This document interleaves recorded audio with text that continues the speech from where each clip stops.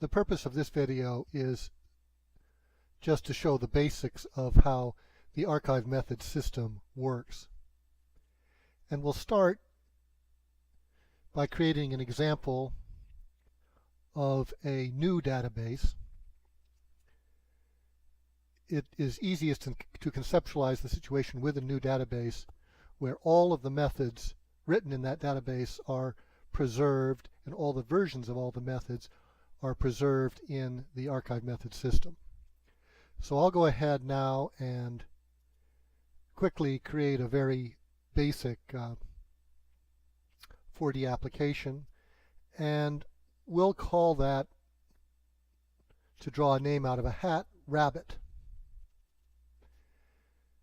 Save that to the desktop, and then I'll quit 4D at this point. Now this database needs to be made into a participating database for it to work. Other videos show how this is done. One can do it with a semi-automated method using the ArchiveMethod database, or you can do it manually. But the key point is that certain files have to be correctly placed relative to that database, specifically the macro, ArchiveMethod macro, and the component, the ArchiveMethod component. This is shown how to do this with the semi-automatic technique, but basically you register a database.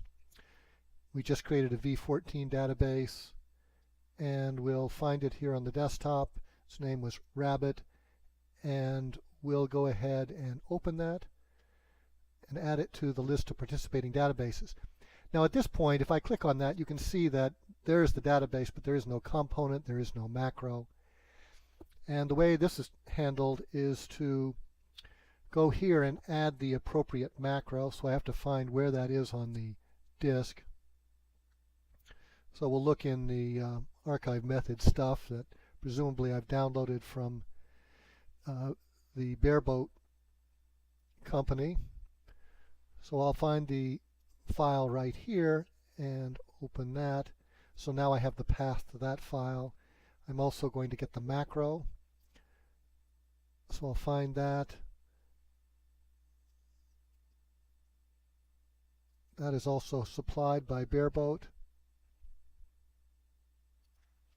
There's that macro file. And just for completeness, although it's not entirely necessary, I'm going to add this third component of the list of 4D commands. The only two absolutely critical components are the component itself, the AMC14, and the ArchiveMethod macros to activate that component. But anyway, for the sake of completeness, we'll go ahead and add this piece as well. And we're done with the additions. Now if I go ahead and place this particular file in this particular database, get a confirmatory message, I'll equally do this and place that in the participating database, and finally the ArchiveMethod macros, place that. So those three files are now placed, and if you look at the headers here, you can see that they've been entered. If I click on this particular database, I can see the full structure of what files are and are not in place. So we're done with that. Now there's one additional step that I'm going to go ahead and show, and that is the user preference of where files end up. Now this is for the ArchiveMethod itself. You can choose, there are various exports from the database, and you can choose where those exports end up. The default is the desktop. I'm going to create a custom folder, and for the purposes of this, we'll create a new folder which we'll just call tutorial code. And we're creating that folder on the desktop. the decision of what to name it and where it's to be is arbitrary. And so now the ArchiveMethod database itself knows where it's going to export its files. But it's also useful to communicate the same location to the component. Now the component also, by default, sends its files to the desktop. But it is more logical and easier to use if that location is the same as what the ArchiveMethod database itself uses. If I click on this, this information window comes up and tells me that it did create a text file somewhere on the hard drive that I can use to plant in other databases that perhaps aren't registered with the ArchiveMethod database. But it also tells me that since Rabbit was registered, that it automatically put this file in the correct location.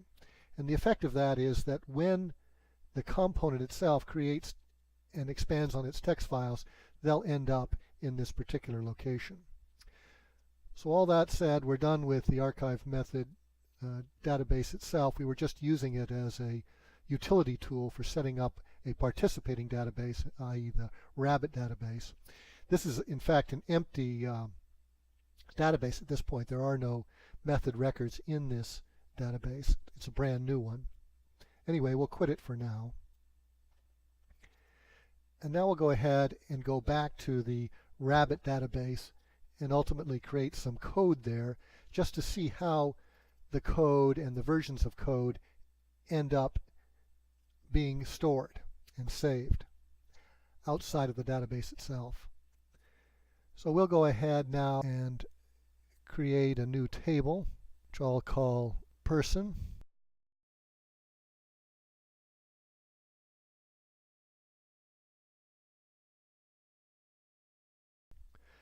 Now we'll create some forms for that table.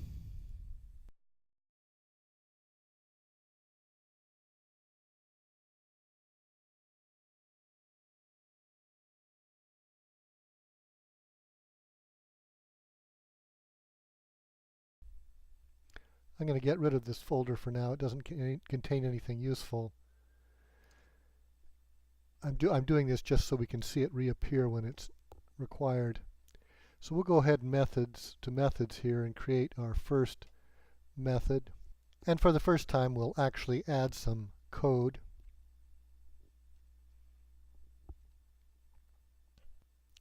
Now I'll quickly create a single menu item. Now we're finally ready to see the ArchiveMethod system in action. There are a number of triggers that cause this little bit of code to be saved in the ArchiveMethod system. The first is to close this window by hitting the close box, or close all windows. Another is to save this particular piece of code. We can save that method. And a very common one is simply to test the application. Now when I say test application, immediately you can see that this folder here shows up on the desktop. And if we look in that folder, we'll see another folder called Addable Methods, and we look in there and we'll see a text file that's called recent version, the name of the programmer, in this case designer, and then Rabbit text referring to the database. If I look at this file, I can see that it has a table of contents with at this point a single entry, the name of the method, and then down here we actually have the method itself. It's been recorded as a text file on the desktop. So now we're going to go ahead and do a little bit more coding and see how things play out. Now it's a good idea when you create a variable and you're using the method archive system to give the object a better name than the default variable 1, 2, 3, 4, which 4D will do automatically. The code itself that might be associated with any variable is associated with the object name rather than the variable name. We're going to go ahead and create a button called Calculate Age, which will calculate the age at death. So now I'm going to go ahead and stumble through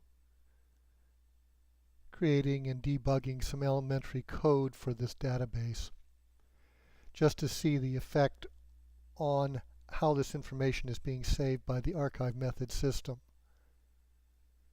So now we can see various problems. The first name doesn't show up.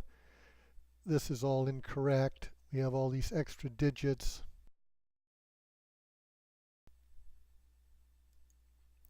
Now remember, the point of this is not to see how clumsy I am as a programmer.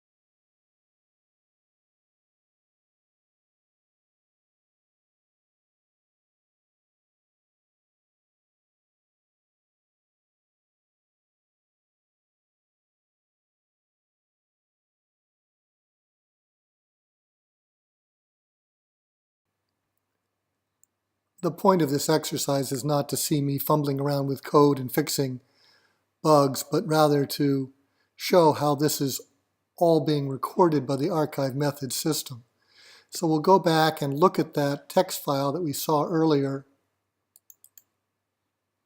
And at that time, that text file contained only a single entry. But now in the table of contents, we can see these multiple versions of the code. Every time we ran the interpreted version of the database, all the methods that had been changed were recorded in this text file.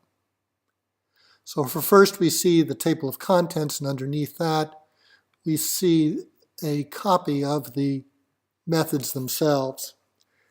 Now one trick is that in a single line of the table of contents, the content is unique, i.e. this date, time, and method name, when all taken together, is unique, and it refers to an entry down here lower in the file. If we open the file in a text editor, we can show that. If I select any line here, I'll select this one here, copy it, and then go ahead and find it. So here I am back in the body of the text file, and here is that code. We're going to take a break now. We'll come back for the second part of this video to see more detail of how information is saved into the ArchiveMethod system.